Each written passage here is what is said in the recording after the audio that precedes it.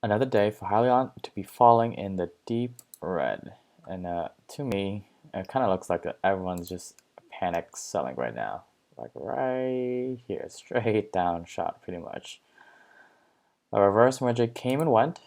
Some people had trouble accessing their shares due to issues with their brokerages. And the stock is still crashing with no run up. And let's be honest, you and I probably thought that would happen like a certain company called Nikola, but that didn't. So let's get over to the news. But before that, this is a new channel I just created, so it would be awesome if you guys would hit that like button down below and subscribe if you find anything interesting in this video. Thank you so much. Alright, so let's get out to the news. Alright, so what's the news for Hyliion dropping 3 straight trading days in a row? Well, there's actually no news. Um, no one downgraded the company.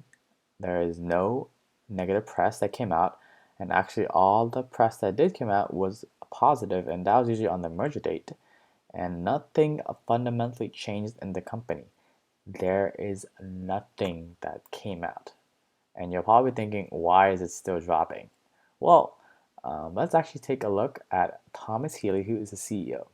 And by bringing this electrification technology forward, we're able to drastically reduce those greenhouse gas emissions that come from these trucks and ultimately can make it a cleaner planet.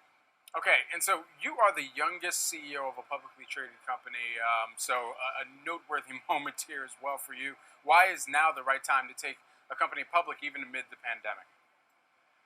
So this transaction really allows us to fully fund our business plan and move our technology into commercialization. You can see the trucks that are behind me right now. Those are trucks that are already out on the road and deployed. We have one of our customer trucks, Wegmans, here today with us.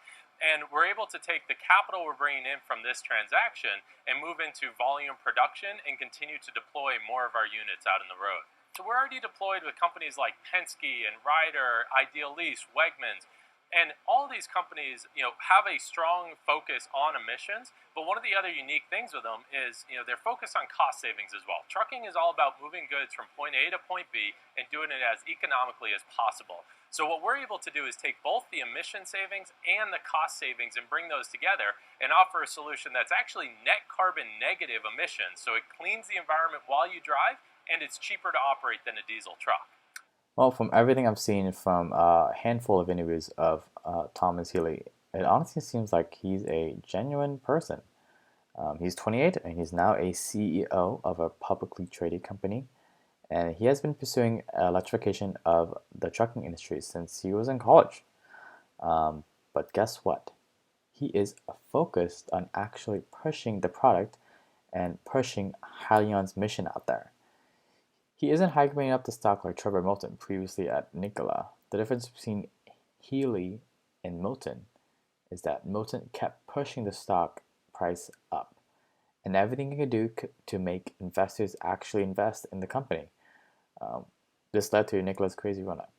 Healy, on the other hand, posts here and there and does probably what a regular CEO like you and I would probably think he would do and expect. So, is that to say Healy's PR a bad thing? Heck no. I would actually say he's actually focusing on the actual product, which is the goal of the company in the first place, and this would move the stock in the long term.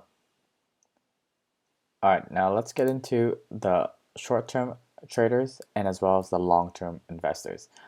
I'm sure anyone can just say that they are long-term on a stock like Hyliion. Long-term investors don't really care about selling their shares in the ups and downs in the current market that's so volatile because they are thinking 2 to 3 years ahead.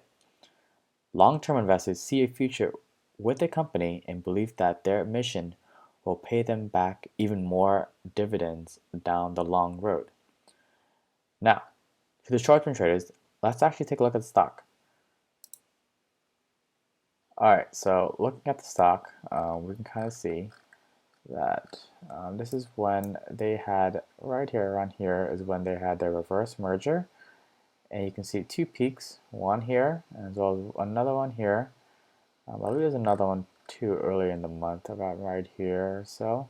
The 55 to 56 range is when they peaked out. Afterwards, look at this hard sell-off, and it kept going down. Look at this. That's kind of crazy to think. So, in terms of volatility right now, Hyliion is jumping all over the place and just bleeding red because guess what? Short-term traders had expectations. And do you remember what I said about how Nikola popped off from Milton just pushing the stock up because of his constant tweets? Well, I'm sure the short-term traders thought that Hyliion would be just another Nikola since they were both EVs and SPACs, so they must pop and go even higher. And of course, that didn't happen. The smart money probably got out weeks before the merger, maybe a week or two, and got off around here or the other peak on the other side. And they took their profits and left. In general, in the stock market, anything can happen, and there are a lot of stocks that just move completely in the opposite direction than what we and anyone else would be thinking. I mean, this is why it's the stock market and why Hyliion is red. Well, we are probably red since the short-term traders obviously are now getting scared and trying to sell off their shares since their plan to sell at the top went out the window and now it's falling really fast. And of course, the short sellers are here.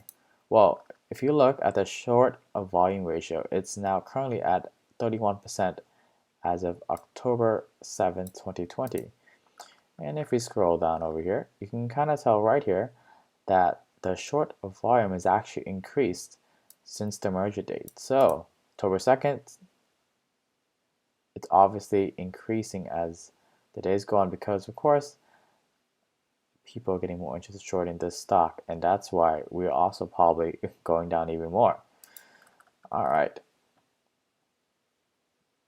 So what am I personally planning to do? Well, there's a part of me who is just like, I should have sold previously at the highs at 55 or something.